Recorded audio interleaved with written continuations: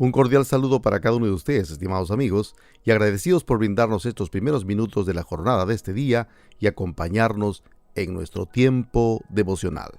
Muy buenos días tengan cada uno de ustedes, saludarles nuevamente para seguir reflexionando cada mañana en los proverbios. Hoy estamos con el proverbio 30, versos 21 al 23. Vamos entonces a leer este proverbio y luego a reflexionar en ello.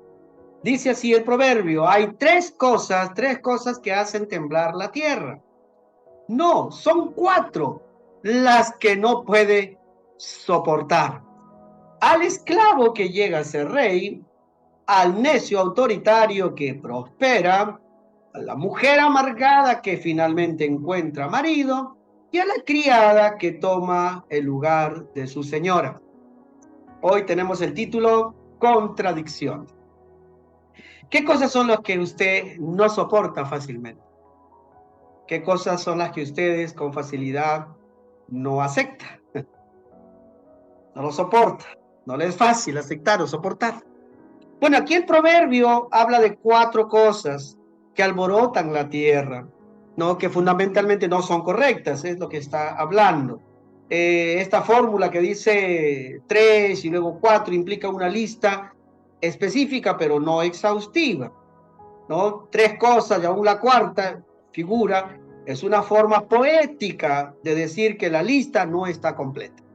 Entonces observamos una lista de cuatro cosas insoportables, ¿no? Número uno, el esclavo que llega a ser rey, o el siervo cuando reina. Y entonces aquí el proverbista se refiere a un hombre con una mente servil, y por supuesto con esa característica de esclavo, ¿no? Y toma un lugar luego de libre, y luego por supuesto a ser rey. Entonces, ¿cómo va a gobernar? ¿Cómo va a tener las características para hacer un buen gobierno, para reinar un país o una nación? Entonces es la pregunta que nos hacemos. Un esclavo que gana autoridad sobre otros, ¿tendrá el entrenamiento y la disposición para gobernar bien? Esa es la pregunta. Y entonces un esclavo que llega al trono, esa persona no está preparada para tomar las decisiones ni manejar bien el poder que se le va a otorgar. Entonces aquí hablamos de este siervo que no es de familia real y no tiene preparación para gobernar. Por supuesto, entiéndase por favor que en nuestro tiempo podríamos hablar de excepciones, ¿no?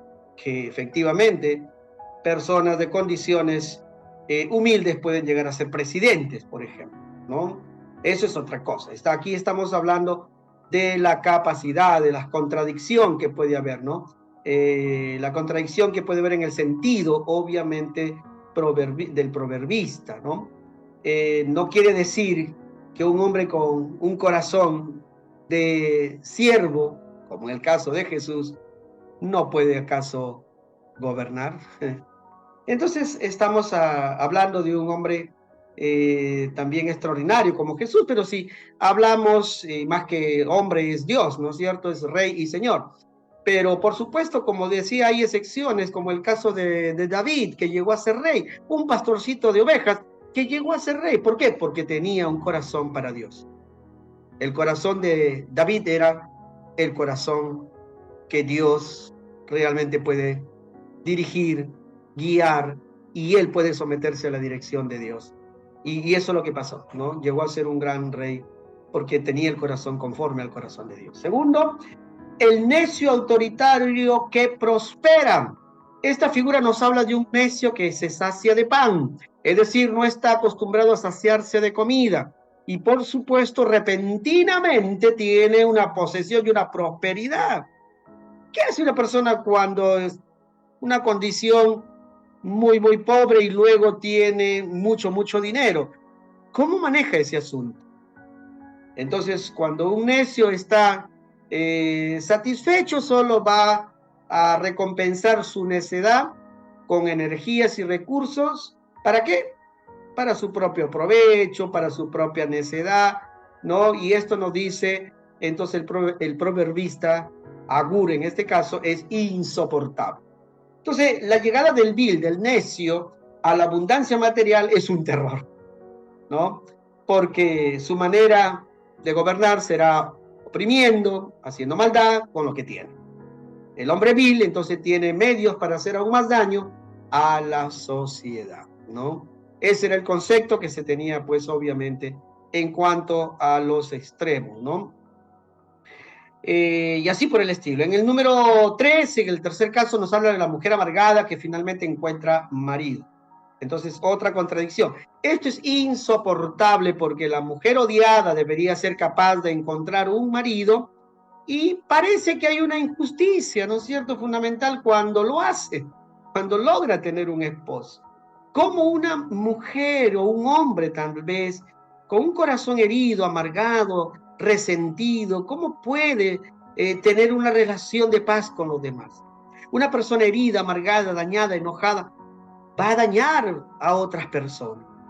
Y entonces imagínense cómo será esta relación, este hogar.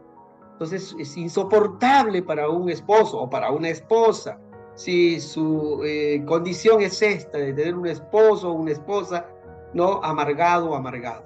Vivir con ella sería terrible, vivir con él, con esa condición de corazón sería terrible. Entonces, este proverbio está señalando a la mujer odiosa, pendenciera, poco amable, a quien la sociedad está rechazando. Y quiero decir que también se aplica para el varón, ¿no? O sea, es lo mismo, la misma figura, ¿no? Lo contrario a eso es una mujer prudente, ¿no? En los dos casos podríamos hablar de una mujer como Abigail, una mujer prudente, y casada con un hombre naval, autoritario, y un hombre terco, y un hombre testarudo, que no sabe manejar obviamente sus relaciones interpersonales, porque es necio y no maneja bien también sus situaciones obviamente con las autoridades y con las personas que le hacen un servicio, un favor. Así pasó con David, cuando estaba por las montañas, huyendo también cuando las perseguían injustamente, siendo perseguido por el rey Saúl, pero le daba atención a los trabajadores de Nabal. Y cuando, bueno, llega el momento de compartir, no de esquilar las ovejas, bueno, con toda humildad y naturalidad, David manda a sus hombres a que le puedan dar un poco de aquello que ellos también habían expuesto sus propias vidas, ¿no es cierto?, por cuidar a estos trabajadores de Nabal. ¿Qué hizo Nabal? Los mandó vacío y aún los insultó y los humilló. Si no fuese por Abigail, una mujer prudente, magnífica mujer, hizo posible que no llegara la muerte por medio de la espada de David. Mujer prudente, que fue al encuentro de David. Esa clase de actitudes son las que se necesitan en el corazón de una persona. Finalmente, la criada que toma el lugar de su señora. Entonces, aquí hablamos de alguien que logra reemplazar en el hogar, ¿no es cierto?, a la señora, a la ama, a la dueña del hogar, por así decir, ¿no? ¿Cómo logró entonces la sierva reemplazarlo? Tal vez por engaño, no sabemos, tal vez por falta de herederos, no lo sabemos, el texto no lo dice, pero la cosa que llegó a reemplazar a su señor. Este caso entonces es similar al esclavo o al servidor descrito en los versos anteriores, cuando el siervo reina, por ejemplo. Cuando el orden social está alterado y los indignos, ese es el concepto que se está usando aquí, los indignos dominan, la situación se vuelve insoportable. Aquella mujer carece entonces de la capacidad administrativa y la gracia para ser señora de su casa. Así pasó a Sara con Agar. Cuando Sara equivocadamente permitió obviamente que Agar pudiera salir embarazada de su esposo Abraham, porque así la cultura lo permitía en esa época, entonces fue algo en contra de su propia vida, ¿no? Porque Agar, entonces, ¿qué hizo? Se sentía la señora de la casa porque salía embarazada y la señora de la casa no podía tener hijos. Y ella entonces quería enseñorearse y tuvo que huir de la casa. Qué terrible, los conflictos en el hogar. Cuando hay ese corazón que no se somete, que no se humilla, que no ocupa el lugar que le correspondería ocupar en el tiempo que le toque ocupar. Entonces la lección de importancia es que si queremos asumir alguna posición de responsabilidad, debemos de prepararnos para ello, ¿verdad? Y no dejar de aprender. Que Dios tenga en este día bendiciones hermosas y preciosas para cada uno de ustedes. Permítame pedirles que puedan disponer sus corazones para orar por 3 motivos. Para que Dios nos permita tener gobernantes preparados para el cargo. Para que podamos prepararnos mejor en nuestras responsabilidades de esposos, de esposas, de padres, de madres, de trabajadores, ¿no es cierto?, de hijos, etc. Tercero, para revertir cualquier condición que nos ha tocado vivir.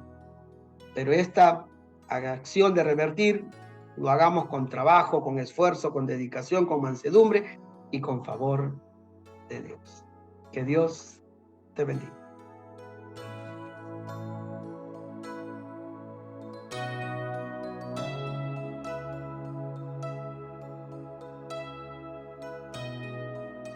Si este mensaje fue de inspiración para ti, dale me gusta y comparte nuestro enlace con tus familiares y amigos. Muchas gracias. Hasta la próxima.